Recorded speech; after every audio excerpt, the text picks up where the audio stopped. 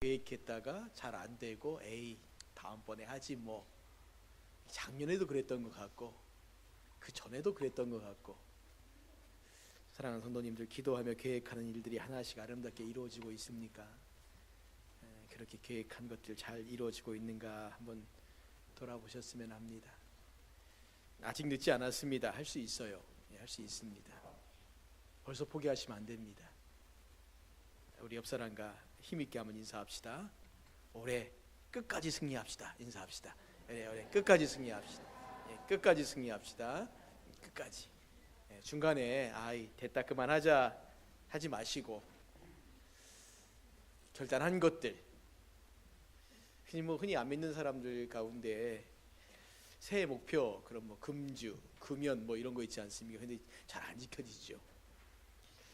꼭 우리의 목표 그런 것 같아요. 올해의 목표 성경 1도 잘 안 지켜져요.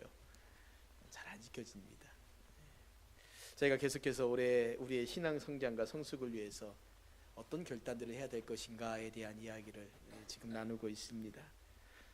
두 번 얘기했는데 첫 번째가 성경 읽기였고요, 두 번째가 기도하기였습니다. 정말 안 지켜지는 거죠. 마치 금주와 금연과 똑같은 겁니다. 성경 읽기, 기도하기, 정해놓고 잘 안 지키는, 조금 하다가 에이 그만하고 내년부터 하지 뭐 이렇게 말하는 것들인데, 그러시면 안 됩니다. 왜냐하면 이 말씀과 기도가, 이 두 가지가 신앙의 가장 기초가 되는 겁니다. 흔히 학교 다닐 때 공부 잘하는 아이들이 너 어떻게 공부 잘하냐, 요즘에 학원을 잘 다니지만 예전에 학원 안 다닐 때는 꼭 아이들이 하는 말이 있었어요. 뭘 잘하냐면 되냐고요? 예습과 복습을 잘하면 공부 잘한다 그랬잖아요. 꼭 전교 수석하는, 옛날에 뭐 이렇게 학력고사 보면 꼭 그런 인터뷰하는 사람도 있었습니다. 요즘 수능은 뭐 수석 인터뷰 안 하지만 학력고사 전국 수석 그러면 인터뷰 꼭 해가지고 어떻게 공부했습니까? 물어보면 꼭 그래요. 다른 공부 안 하고 예습 복습만 철저히했다라고 합니다. 거짓말하지 말라 그러지 우리가 속으로는. 근데 그 예습 복습이 맞아요. 한번 공부하기 전에, 선생님 말씀 듣기 전에 예습하고 듣고 난 다음에 다시 복습하고 그러면 머릿속에 기억에 많이 남습니다. 기본이죠. 우리 말씀 읽기와 기도하기가 우리 신앙생활의 가장 기본입니다. 우리가 하나님을 믿는다고 하면서 이 두 가지를 잘 행하지 않는다면 결코 신앙이 성장할 수 없고 성숙할 수도 없습니다. 이게 기본이기 때문에 그렇습니다. 신앙생활 하면서 왜 내 믿음이 안 자랄까? 이 두 가지를 안 해서 그래요. 곰곰이 솔직하게 생각해 보시면 이 두 가지를 안 해요. 내가 교회는 한 30년 다닌 것 같은데 성경은 몇 번 읽었으니까 한 번도 제대로 안 읽었습니다. 그러니까 믿음이 안 자라는 거예요. 믿음이 자라기 위해서 말씀과 기도입니다. 오늘과 다음 주에 나누는 말씀은 바로 이것 위에, 이 말씀과 기도 위에, 이 바탕 위에 그 다음에 그럼 어떤 것들이 나와야 될 것이냐라는 겁니다. 그것이 바로 이웃과 나누는 것, 하나님께 드리는 것, 이게 삶의 열매입니다. 특별히 물질과 관계되어 있는 것들이라고 보시면 되는데, 앞으로 두 주에 걸쳐서 이 부분을 말씀드리려고 합니다. 우리가 하나님께 물질을 드리고 이웃과 물질을 나누고, 핵심은 물질에 대한 부분인 거죠. 우리의 삶의 열매 가운데 가장 힘들고 어려운 게 바로 이 부분 아닙니까? 여러분, 교회 내에서 말도 많고 탈도 많은 것 찾아보라 한다면 아마 많은 것들이 있지만 그 중에 대표적인 게 바로 이 헌금에 관한 문제일 겁니다. 헌금 가운데서 특별히 11조에 관한 문제입니다. 그래, 많은 목회자들이 새롭게 교회를 부임하면 교회 직분자로부터 늘 이런 요구를 듣는다고 해요. 헌금에 대한 설교하지 마세요. 혹은 초신자들이 있으니 11조에 대해서 말하지 마세요. 뭐 이렇게 말한다는 겁니다. 자, 여러분 어떻게 생각하십니까? 지금까지 여러분들 교회에서 헌금이나 물질에 대한 설교 몇 번씩이나 들으셨습니까? 저는 지금까지 우리 교회를 섬겨오면서 헌금에 대한 설교 정말 잘하지 않습니다. 1년에 한 번 하거나 아니면 연초에 해야지 라고 생각했다 깜빡 잊어버리고 넘어가요. 그럼 2년에 한 번 하거나 뭐 그럽니다. 그런데 늘 그런 고민은 해요. 이 헌금 설교 정말 중요한 건데, 정말 필요한 건데, 왜 우리의 삶에 있어서 드러나는, 나타나는 어떤 삶의 결과들인데 내가 물질에 대해서, 헌금에 대해서 어떤 마음을 갖고 어떤 생각을 하느냐에 대한 것들을 정확하게 바르게 가르쳐야 되는데 잘 가르치지 않다 보니까 헌금에 대한 오해가 한국교회에 참 많습니다. 그 두 가지를 말씀드리면, 첫째는 헌금이 구원의 조건이라고 생각한다는 겁니다. 이렇게 생각하고 이렇게 말하고 이렇게 가르치는 사람들이 있어요. 헌금과 11조가 교회적으로 또 개인 신앙적으로 중요한 것은 맞지만 11조를 내지 않으면 구원받지 못한다라는 식의 주장 옳지 않습니다. 혹여 11조를 강조하면서 거기까지 나가시는 분이 있으면 거긴 아니라고 말해야 돼요. 그건 아닙니다. 이게 오해입니다. 두 번째는 헌금이 복을 받는 수단이라고 생각하는 거예요. 헌금을 많이 하면 할수록 하나님은 물질적이고 현세적인 복으로 갚아주신다는 겁니다. 11조 하면 하나님께서 10배, 20배, 100배로 갚아주실 거야 라는 믿음을 가지고 합니다. 정말 잘못된 생각입니다. 그렇지 않습니다. 물론 하나님께서 복을 주시지만 우리가 11조 해야지 하나님이 복을 주신다? 어떤 이 조건적으로? 그렇지 않습니다. 오해입니다.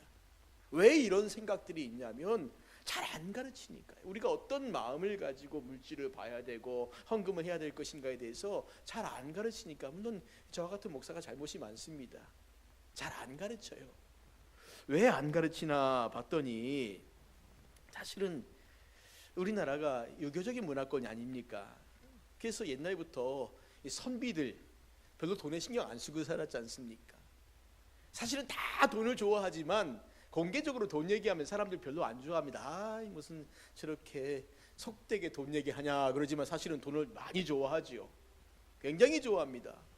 근데 그런 것들을 감추고 있다 보니까 이 돈에 대해서 어떻게 우리가 생각을 해야 되지? 신앙적으로 이 부분을 어떻게 정리하지? 돈 그러면 조금 더 약간 좀 그렇게 보여서 그 물질 뭐 이렇게 말하는데 사실은 돈이 정확하지요. 그러니까 돈에 대해서 우리가 어떻게 개념 정리를 해야 되고 신앙적으로 이것을 어떻게 바라봐야 되고 어떻게 해야지 정말 하나님이 기뻐하시는 이 돈의 관리 이런 것들을 우리가 해야 될 것이냐라는 거예요. 왜냐하면 예수님께서도 공생의 3년 동안에 비유의 말씀을 많이 하셨습니다. 약 38번 정도의 비유의 말씀하셨는데 그 가운데 무려 16번이나 관계된 것이 다 이 돈에 관한 물질에 관계된 그런 말씀들이었습니다. 무슨 말씀이냐면은 예수님도 우리의 삶 가운데 있어서 이 돈이란 것에 대해서 굉장히 중요하게 생각하셨고 특별히 이 돈을 어떻게 관리해야 될 것이냐에 대한 부분이 우리의 신앙생활에 있어서 굉장히 중요한 문제라고 생각하고 계셨다는 겁니다. 그렇기 때문에 우리 역시 물질에 대한 돈에 대한 바른 생각을 해야 한다는 것이고 하나님께 드리는 헌금 역시 바른 이해가 있어야 한다라는 거예요. 감리교회의 창시자인 존 웨슬리 목사님이 이런 이야기를 했습니다. 주머니 속에 지갑이 회개하지 않는 신앙인은 진정으로 회개한 사람이 아니다. 무슨 말씀인 줄 아세요? 우리가 예수님을 믿고 구원받았다, 회개했다, 나 새롭게 살아갈 거야. 그런데 돈의 문제에서 그 문제가 해결되지 않으면 그러면 이 사람은 여전히 삶에 넘어지고 쓰러지는 일들이 많을 수밖에 없다는 겁니다. 여러분 우리 그렇지 않습니까? 살다 보면 돈 때문에 여러 가지 생기는 문제들 정말 많죠. 그 돈에 대해 우리가 어떤 마음을 품어야 될 것이냐에 대한 이제 우리는 이 부분을 좀 더 나가서 그러면 헌금에 대해서는 어떤 마음을 품어야 될 것이냐라는 것 이것까지 우리가 생각을 하셔야 됩니다. 성경에는 의외로 이 돈과 관련된 이야기가 참 많습니다. 혹시 성경 오래 일독하시면서요 성경에서 돈 이야기하고 있는 것 한번 다 동그라미 치면서 한번 읽어보십시오. 의외로 많아요. 굉장히 많습니다. 그런데 그 모든 것들이 돈을 버는 것에 대해서는 이야기하지 않습니다. 우리가 보통 돈 그러면 돈을 버는 것과 돈을 쓰는 것 이 두 가지로 크게 구분할 수 있을 텐데 성경에서는 돈을 버는 것에 대한 이야기는 하지 않아요. 왜냐하면 돈을 버는 것은 우리의 영역이 아니기 때문에 그렇습니다. 내가 열심히 노력하고 수고한다고 해서 내가 그대로 돈을 벌 수 있다라는 것 아닙니다. 그건 불가능한 거지요. 돈에 관해서 우리가 할 수 있는 일이 뭔가? 성경은 딱 이렇게 말해요. 최선을 다해라. 땀을 흘리면서 일을 해라. 그리고 그 결과는 하나님께 맡겨라. 이거밖에 없습니다. 정직하고 정결하게 일해라. 최선을 다해 일해라. 열심히 일해라. 그런데 하나님이 그 다음 책임져 주실 거예요. 이 말은 뭐냐면 하나님이 우리가 수고한 것만큼 돈을 주실 수도 있고 안 주실 수도 있고 아니면 수고한 것보다 더 주실 수도 있고 이 모든 것이 다 하나님의 영역 가운데 포함되어 있는 것이기 때문에 그렇다는 겁니다. 그렇기 때문에 돈을 버는 문제 앞에 있어서 우리가 열심히 벌어야지, 최선을 다해 벌어야지, 이런 방법을 써볼까 저런 방법을 써볼까, 혹시 성경에 경영과 경제에 대한 얘기가 있을까 열심히 찾아보지 마십시오. 왜? 그 모든 것은 하나님의 주권이 있기 때문에 그렇습니다.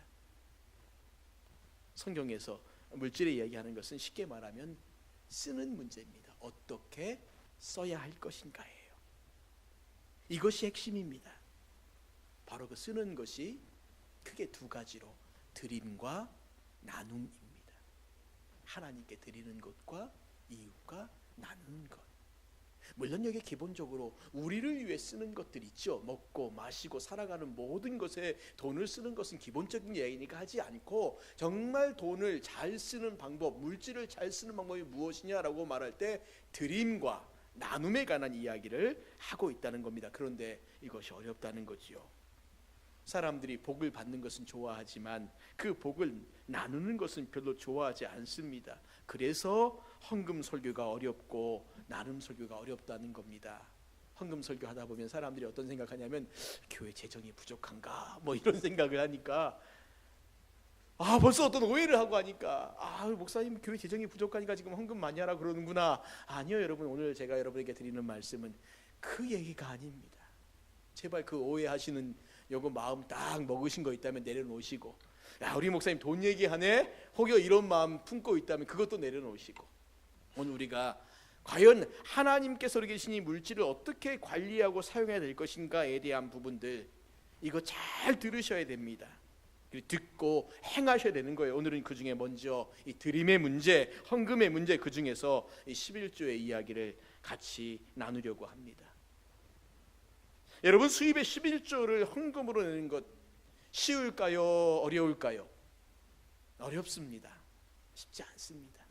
물론 이것이 오랫동안 훈련을 통해서 이제 습관화된 사람들은 그것이 당연하다고 여기기 때문에 정말 힘들어 어려워 이 마음 품지 않고 그냥 하지만, 대부분의 많은 사람들, 특별히 이제 내가 신앙생활을 하면서 헌금도 해볼까 라고 하는 마음을 품고 있는 사람들은 이 11조의 문제 앞에 딱 걸리기 시작하면 그때부터 이제 머리가 아파지기 시작합니다. 경제적으로 넉넉해도 어려운데, 요즘같이 경제적으로 어려운 상황 가운데서 특히 수입이 넉넉하지 않아 늘 쪼들리는 사람들이 11조 헌금은 한다? 쉬운 일 아닙니다. 정말 쉬운 일 아닙니다. 그야말로 특별한 믿음이 없이는 할 수 없는 헌금이 11조입니다. 그런 점에서 본다면 11조 헌금은 분명한 믿음의 결단이고 하나님을 향한 신앙의 고백임이 틀림없습니다.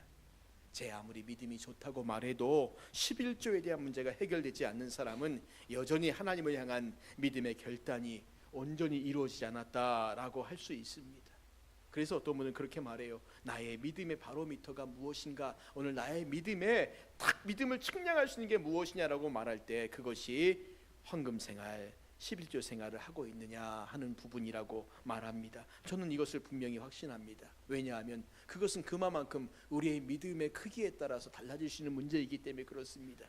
그래 오늘 이 헌금의 바른 정신, 특별히 11조의 바른 의미를 같이 생각해 보면서 이것을 하는 것이 과연 하나님이 기뻐하시는 걸까? 그렇다면 어떻게 해야 될까? 어떤 마음을 품어야 될까? 이 부분까지 우리 같이 한번 고민해보는 시간 가졌으면 합니다. 11조에 대한 이야기가 성경에 처음 나오는 것은 바로 창세기 14장에 나옵니다. 아브라함이 잡혀간 조카 롯을 구하기 위해서요 300명의 용사들을 거느리고 쭉 가서 전쟁을 하고 돌아옵니다. 돌아올 때 아브라함이 누구를 만나냐면 멜기세덱이라고 하는 사람을 만납니다.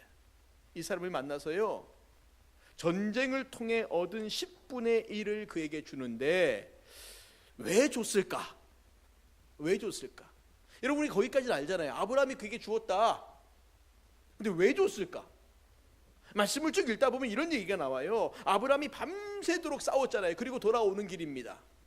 그러니 얼마나 기진맥진하고 허기가 져 있을까라는 거죠. 더군다나 아브라함이 전쟁에서 이겼던 것은 기습 전쟁을 통해 이겼다는 거예요. 정상적으로 딱 1대1로 붙어서 이긴 게 아닙니다.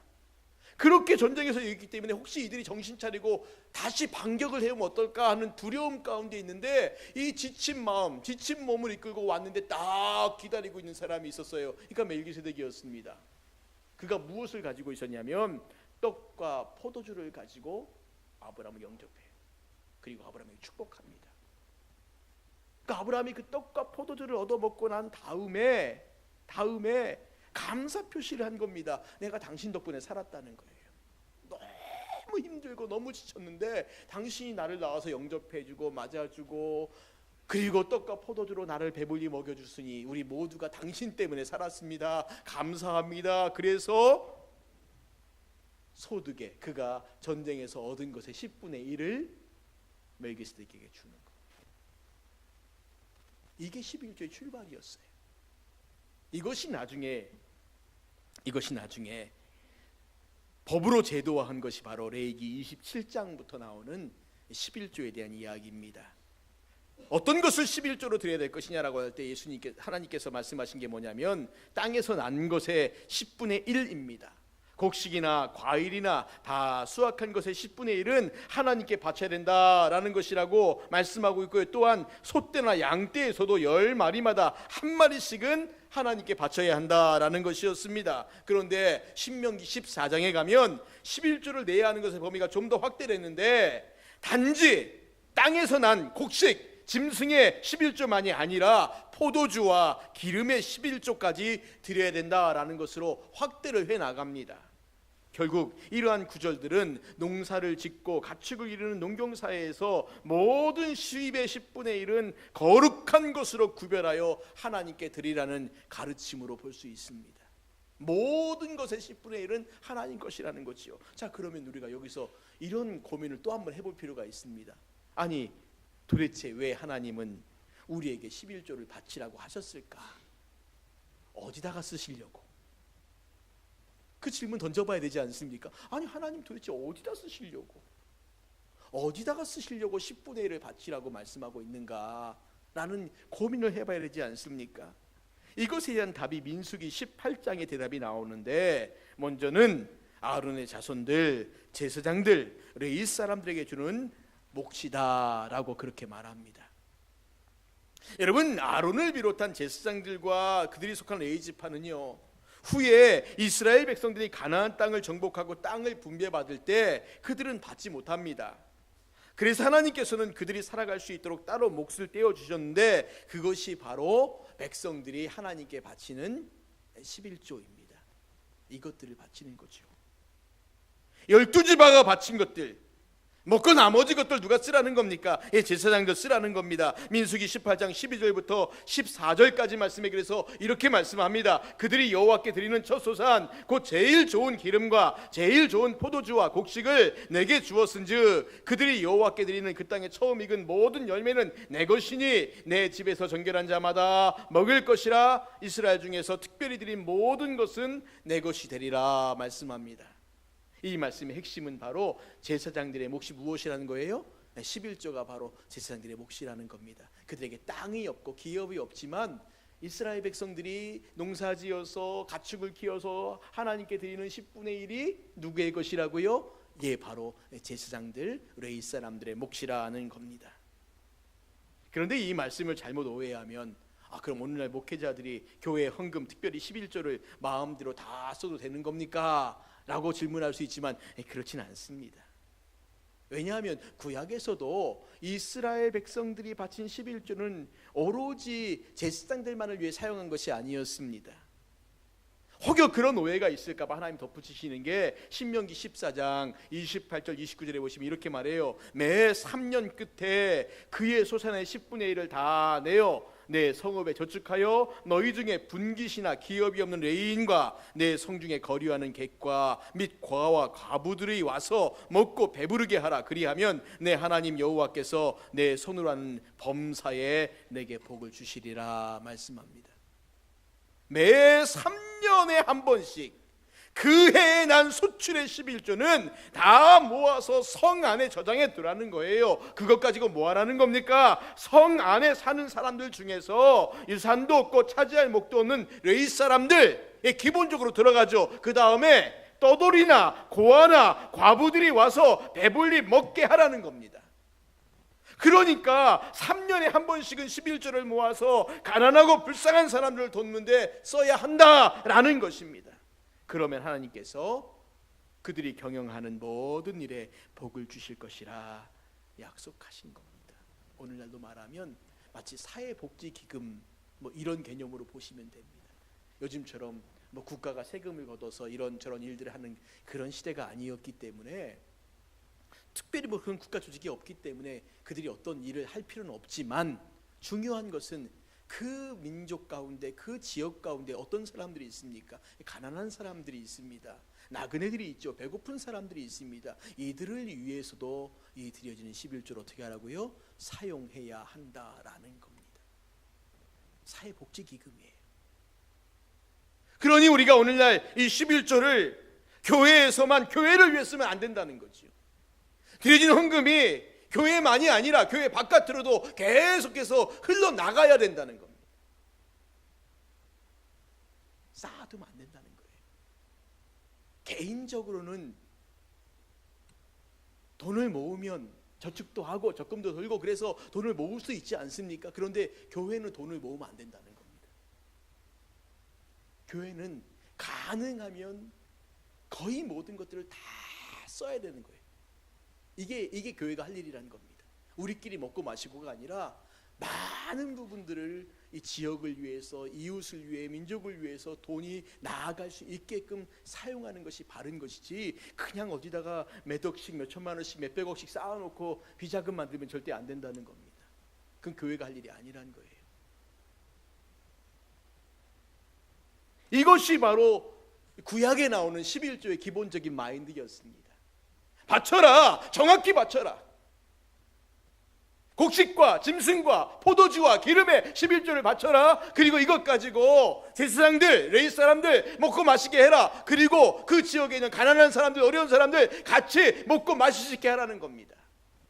이게 기본적인 마인드예요. 이런 마음을 가지고 오늘 본문 한번 보셔야 됩니다. 예수님 당시에 서기관들과 바리새인들, 이 사람들은 정말 율법을 철저하게 잘 지킨 사람들이었습니다. 11조요? 예, 정확하게 지켰습니다. 곡식과 포도주, 기름, 소와 양의 11조만이 아니라 오늘 말씀해 보니까 박하와 회양과 근치와 같은 성경에는 나오지도 않는 것들까지도 그들은 11조로 다 바쳤습니다. 그러면서 이들은 철저하게 자기들이 11조를 바친다는 것을 사람들에게 자랑합니다. 우리가 잘한다라는 거예요. 그것도 나쁘지 않습니다. 그럴 수 있죠. 뭐 자랑할 수 있죠. 그런데 정말 문제가 뭐냐면, 오늘 우리가 마태복음 23장 23절에 보시면 예수님께서요, 너희들이 이거 하고 있지, 잘했어. 그런데 너희들에게 문제가 뭐냐면 11조의 근본 정신을 잊었다는 거예요. 뭐라고 말씀합니까? 이렇게 말해요. 너희가 박하와 회양과 근처의 11조는 드리면서, 그건 드리면서 율법에 더 중요한 것들, 정의와 긍휼과 믿음은 버렸다는 겁니다. 아니, 이건 하면서 더 중요한 것들은 버렸다는 거죠. 11조를 바친다라고 큰 소리 치면서 정말 중요한 정의와 긍휼과 믿음, 이런 것들은 던져버렸다는 겁니다. 그러니 큰 소리 칠 게 뭐가 있냐는 거죠. 그렇다면 예수님께서 말씀하신 이 정의와 긍휼과 믿음이 뭘까라는 거죠. 우선 정의란 것이 무엇이냐라고 말할 때, 정의는 딱 한마디로 말하면 공정한 겁니다. 우리가 저 사람 참 정의로워라고 말할 때 그 정의는 공정한 거예요. 모든 사람들을 향한 마음이 공정해야 돼요. 권세가 있거나 없거나, 부자거나 가난하거나, 힘이 있거나 없거나, 모든 사람을 향한 마음이 공정해야 되는데 이스라엘 백성들이요, 그 공정한 마음이 없었다는 겁니다. 아모스 5장에 가면 이런 말씀이 있어요. 21절부터 24절까지 말씀인데, 제가 이것을 좀 쉬운 성경으로, 번역된 성경으로 한번 읽어드리겠습니다. 한번 잘 들어보시기 바랍니다. 나는 너희가 벌이는 절기 행사들이 싫다. 하나님 말씀입니다. 역겹다. 너희가 성회로 모여도 도무지 기쁘지 않다. 너희가 나에게 번제물이나 곡식제물을 바친다 해도 내가 그 제물을 받지 않겠다. 너희가 화목제로 바치는 살진 짐승도 거들떠보지 않겠다. 시끄러운 너희 노랫소리를 나의 앞에서 집어치워라. 너희 검은 콧소리도 나는 듣지 않겠다. 너희는 다만 공의가 물처럼 흐르게 하고 정의가 마르지 않는 강처럼 흐르게 하여라. 무슨 말씀이냐면 이스라엘 백성들 가운데 정의가 없어요. 공의가 없다는 겁니다. 가난한 자들이 억압당하고 핍박당하는 것 가운데 이 사람이요 하나님께 막 열심히 뭔가 바쳐요. 그런데 하나님이 그 바치는 게 좋다라고 말씀하신 게 아니라 너희들의 정의롭지 못한 공의롭지 못한 그의 삶이 내가 역겹다는 거예요. 나 그거 안 받겠다는 겁니다. 오히려 바치지 말라는 겁니다. 예를 들면 이런 말 아닐까요? 기업을 운영하는 사람이 직원들에게 줘야 될 월급을 제대로 주지 않습니다. 그러면서 나는 교회 11조 잘 드린다고 매일 자랑합니다. 그걸 하나님 받으시겠냐는 거예요. 다시 말하면 이런 거 아니겠어요? 매일같이 직원들에게는 월급을 제대로 안고 짠돌인데 1년에 한 번씩 10억씩 이웃돕기 기금으로 내놓는다고 자랑한다고 생각해 보세요. 그럼 직원들 뭐라고 말하겠습니까? 차라리 우리나 주지. 그러지 않겠습니까? 그러니까 공의롭지 못한 거죠. 정의롭지 못하다는 겁니다. 이게 없는 거예요. 여러분, 긍휼은 무엇일까요? 고아와 가부, 떠돌이, 그리고 차지할 몫이 없는 이 제사장들, 이들에게 필요한 몫을 주는 겁니다. 나눠주는 거죠. 믿음이란 하나님에 대한 편치 않는 신앙이고 주변 사람들에 대한 편치 않는 성실성입니다. 이것이 믿음입니다. 결국 예수님께서 말씀하신 것은 하나님을 향한 사랑으로, 감사함으로 11조를 드리고 그것은 다시 이웃을 향한 사랑으로 쓰여져야만 한다는 거예요. 이것이 바르다는 겁니다. 그러므로 11조 헌금은 하나님 사랑, 이웃 사랑을 구체적으로 나타내는 가장 근본적이고 효과적인 방법이라는 것. 오늘날 교회가 많은 명목의 헌금들이 있지 않습니까? 사실은 그 많은 명목의 헌금 필요 없습니다. 교회는 딱 두 가지 명목만 있으면 돼요. 첫 번째는 11조고요. 두 번째는 구제입니다. 이 두 가지만 하면 돼요. 근데 우리가 여러 가지 많은 명목들이 있는 것은 사실은 11조 헌금을 제대로 드리지 않기 때문에 그렇다는 거죠. 여러분, 11조는 액수가 중요한 게 아닙니다. 많이 바친다고 큰 소리 칠 것도 없고 적게 바친다고 부끄러울 것도 없어요. 그저 하나님께서 명령하신 대로 그대로 하면 됩니다. 단 감사의 마음, 정의를 이루는 마음, 부족한 이들에게 필요한 것을 마련이루는 긍휼과 모든 관계의 신실한 믿음, 이것들을 이루기 위해서 하나님께 드리면 되는 겁니다. 이것이 우리 삶의 기본이 되고 그 다음에 하나님께 드리는 겁니다. 만약에 이러한 정의와 긍휼과 믿음이 없다면, 그래서 11조 많이 바쳐서 내가 더 많은 복을 받기 위한 것이라면 그야말로 그것은 잘못된 겁니다. 사소한 거 지키면서 정말 중요한 거 빼먹는 거죠. 종교적인 행위가 그렇게 드러나봤자 아무 의미 없다는 겁니다. 자, 그러면 사람들이 또 그래요. 그러면 나에게 그런 마음이 없으니까 내가 그러면 하나님께 드리는 거 안 드리면 되겠네요. 아닙니다. 그렇잖아요. 오늘 본문의 핵심이 무엇인가? 23절 마지막 부분 보십시오. 이렇게 말합니다. 그러나 이것도 행하고 저것도 버리지 말아야 할 것이니라. 이것도 행하고 저것도 버리지 않는 겁니다. 이것은 무엇일까요? 말씀대로 11조를 온전하게 드리는 것이고요. 저것은 무엇일까요? 11조의 정신을 잊지 않는 겁니다. 정리하면 11조의 참된 정신이 무엇인지 반드시 기억하고, 그리고 온전한 11조를 드리는 믿음의 행위가 필요하다는 겁니다. 우리가 이것을 바로 행해야 된다는 겁니다. 하나님께 드리되 어떤 마음으로 드려야 될 것이냐라는 거예요. 어떤 마음이 없으니까 드리지 않는다는 것이 아니라 드리되 바른 마음을 가지고 드려라. 드리되 바른 마음을 가지고 드려라. 오늘 우리 교회와 성도들의 11조와 관련된 문제가 뭘까요? 첫째는 11조를 드리고자 하는 온전한 믿음의 행위가 많은 사람들에게 없다라는 겁니다. 이것은 사실은 오늘 한국교회 문제이기도 합니다. 그것이 하나님께서 명령하신 온전한 믿음의 행위일진데, 바라기는 사랑하는 성도님들, 하나님께 온전한 11조 드리시기를 바랍니다. 이것이 믿음의 행위입니다. 하나님의 것을 하나님의 것으로 인정하는 믿음의 행위입니다. 이것을 우리가 해야 됨이 맞습니다. 그리고 두 번째, 11조를 비롯한 헌금이 교회를 통해서 하나님께서 기뻐하시는 방향으로 쓰여져야 한다는 겁니다. 사실 이 두 번째 문제 때문에 첫 번째를 안 하는 사람도 있긴 합니다. 내가 드리는 헌금이 엉뚱한 데 쓰여진대, 이상한 데 쓰여진대 이러니까 11조 해서 뭐해, 헌금해서 뭐해, 이런 마음이 있기도 합니다. 예, 물론 맞습니다. 물론 맞습니다. 그렇기 때문에 교회가 헌금을 하나님의 정의와 긍휼과 믿음을 드러내는 방향으로 사용할 수 있도록 관심을 가지고 돌아보는 게 필요한 겁니다. 내가 11조를 드렸는데 이게 어떻게 쓰여졌는가 궁금하지도 않으십니까? 그러니까 잘 쓰여질 수 있도록 돌아보는 겁니다. 이제 말씀을 정리하겠습니다. 사랑하는 성도님들, 11조의 출발은 감사였습니다. 내가 당신 때문에 살았습니다 하는 믿음의 고백이었습니다. 오늘 아브라함이 멜기세덱을 통해서 그 고백을 했다면 오늘 예수 그리스도의 살과 피를 먹고 영원한 생명을 얻은 우리의 고백 역시 똑같지 않겠습니까? 내가 예수님 때문에 삽니다.